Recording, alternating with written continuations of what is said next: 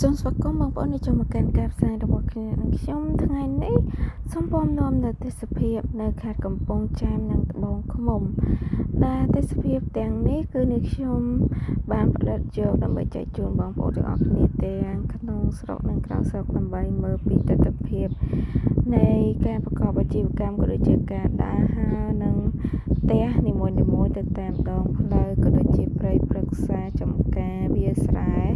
ដ៏ល្វឹងល្វើយដើម្បីចែកជូនបងប្អូនទាំងអស់គ្នាឲ្យទេសនាកម្សាន្តមានអារម្មណ៍ស្រស់ថ្លានិងបានឃើញទេសភាពនៅស្រុកគេដោយតែបងប្អូនបានជិះទៅអញ្ចឹងដែរអញ្ចឹងហើយសម្រាប់ទេសភាពនៅទីនេះគឺគេរៀបចំចាមានរៀបចំចូលឆ្នាំមកបងប្អូនរៀបចំខាងមុខផ្ទះហើយមានការលក់ដូរមានឡានមានម៉ូតូដូចតែនៅឯភូមិយើងអញ្ចឹងហើយក្នុងផ្ទះភាគច្រើនមានលបងនោះមានលបងថ្មខ្លះលបងដែកសំណាញ់ខ្លះហើយផ្ទះភាគច្រើនគឺផ្ទះឈើផ្ទះថ្មដោយសារតែនៅទីនេះគឺតាមដងផ្លូវដែលគេចាក់កស៊ូបងប្អូនអញ្ចឹងហើយគឺមានលាយគ្នាចម្រុះតែម្ដងសម្រាប់ផ្ទះទៀតសោតគឺมันមានមួយខ្នងដូចយើងទេបងប្អូនភាគច្រើនតែ2ខ្នង3ខ្នងគឺធំខ្លាំងមែនតើហើយមានតូបកាហ្វេមានអីហើយសម្រាប់ដីនៅទីនោះហ្នឹងគឺដីពណ៌ខ្មៅបើមើលទៅគឺដាក់អីក៏ត្រូវដែរបងប្អូនទាំងអស់គ្នាគឺល្អហើយតាមផ្លូវគឺសបោខ្លាំងមែនតើកន្លែងធ្វើម៉ូតូធ្វើឡានលក់អីវ៉ាន់ចាប់ហួយគឺសបោណាបងប្អូនអត់សូវជាដាច់ស្រយាលឬស្ងាត់អីហើយក៏មានវត្តមួយដែរតែគេគឺជាប់គ្នាបែបហ្នឹងបងប្អូនអញ្ចឹងហើយមានការគេស៊ីពេលព្រឹកបងប្អូនគេទៅខាងកំពង់ចាមហ្នឹងពេលព្រឹកគេលេងកំដរភ្ញៀវពេលតែញ៉ាំបបរហើយពេលល្ងាចគេលេងម្ដងទៀតអញ្ចឹងលេង2ដងហើយសម្រាប់នៅទីនោះគឺភាគច្រើនចិនហើយនឹងចាមច្រើនណាអត់សូវមានខ្មែរយើងទេភាគច្រើនគឺកូនកាត់បកាអីគឺគេប៉ាយបែបចិនចឹងបងប្អូនហើយអ្នកតាណាច្រើនមែនតើបងប្អូនដោយសារខ្ញុំឡើងមកពីដើមពេញហ្នឹងគឺម៉ោង7 8ឯងចេញពីពេញទៅចូលទឹកដីកំពង់ចាមហ្នឹងគឺអ្នកតាណាគាត់ឡើងមកហើយធ្វើដំណើរច្រើនមែនតើភ្លឺគឺគាត់ចេញផុតពីពេញហើយដើម្បីខ្លាចស្ទះបងប្អូន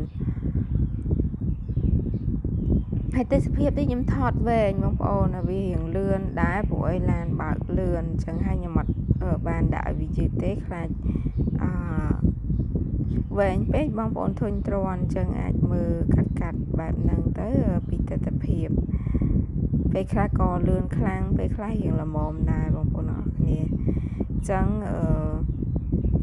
មានផ្ទះបាំងសីដែរបងប្អូនបាំងសីមួយខ្នងឃើញមានប៉ុន្តែសូវច្រើនទេហើយ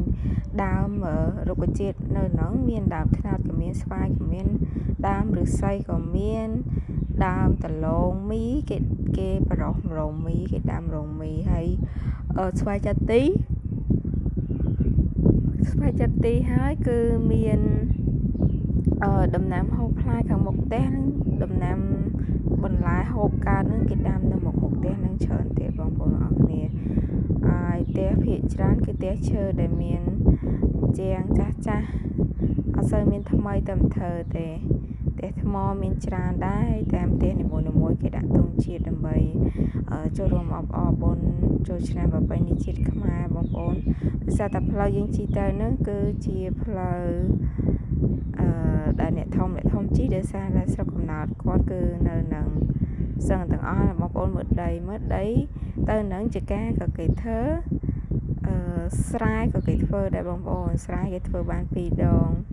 ម្ដងអីតាមលទ្ធភាពដែលគេអាចធ្វើបានណាអញ្ចឹងមានទឹកដោយសារតែគេនៅគៀនទន្លេបងប្អូនអរគ្នាហើយបន្តមកទៀតផ្ទះខ្លះក៏មានលបងឫស្សីដែរបងប្អូនតាមលទ្ធភាពដែលគេធ្វើហើយក៏មានរោងបុណ្យសម្រាប់ផ្ទះខ្លះឃើញហាក់បីដូចជាទុកចោលអញ្ចឹងបងប្អូនវារៀងស្ងាត់អត់មានឃើញមនុស្ស ផ្ទះខ្លះក៏គេនៅលើផ្ទះចឹងទៅហើយពីច្រើនខាងមុខផ្ទះគេដាំ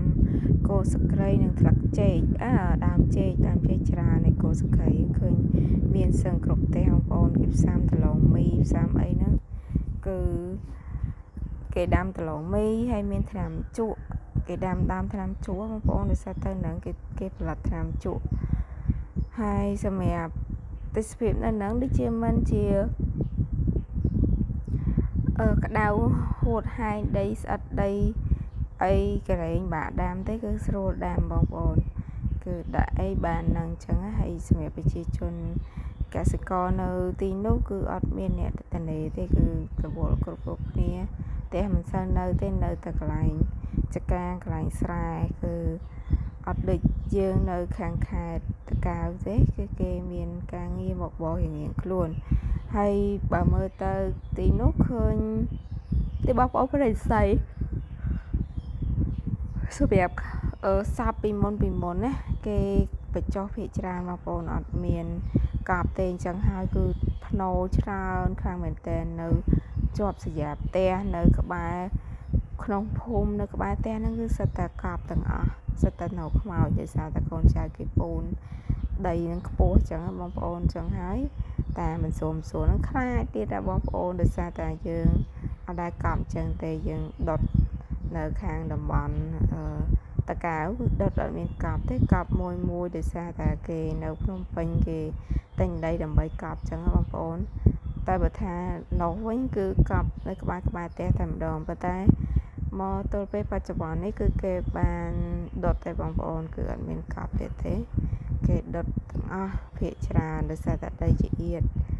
ហើយទុកដីធ្វើផ្ទះចឹងបងប្អូនបើសិនជាកប់ទៅគឺវាទៅកន្លែងអត់មានអីធ្វើទេចឹងមានលក់អាវលក់អីតាមម៉ូតូតាមអីដូចតែយើងដែរនឹងមានគេលក់ចំណីចំណុកអីមនុស្សហូបដូចតែគ្នាហ្នឹងហើយវត្តក៏គេរៀបចំកម្មវិធីដែរបងប្អូនវត្តនេះគេរៀបចំកម្មវិធីដើម្បីឆ្នាំថ្មីឲ្យប្រជាពលរដ្ឋទៅលេងមានសាលារៀនមានអីហ្នឹងឯងហើយស្រុកដែលទៅហ្នឹងគឺស្រុកក្រូចឆ្មាខេត្តត្បូងឃ្មុំបងប្អូននៃស្រះទឹកគឺត្រជាក់ខ្លាំងមែនទែនមានផលិតនៅនឹងខ្លាឆ្វង់តែម្ដងចឹងហើយអរគុណបងប្អូនទាំងអស់គ្នាហើយក៏សូមបងប្អូនជួយចុច Subscribe បើសិនជាចូលចិត្តវីដេអូមួយនេះសូមអនុញ្ញាតគ្រប់នឹងជម្រាបលាជួបនេះខ្ញុំនៅវីដេអូក្រោយសង្ឃឹមថាបងប្អូនសប្បាយរីករាយនឹងទេសភាពមួយនេះ